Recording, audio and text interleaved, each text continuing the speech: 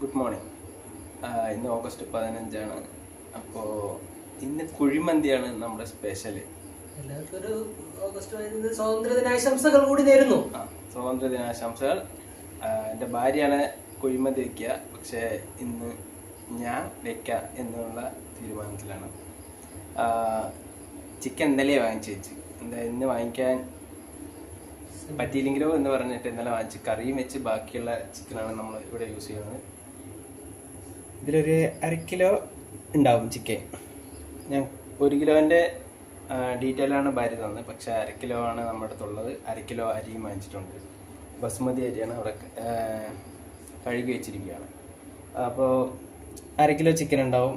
പിന്നെ ginger garlic paste, കുരുമുളക്, പിന്നെ 1 ടീസ്പൂണ് ആവശ്യത്തിന് മുളക് പൊടി,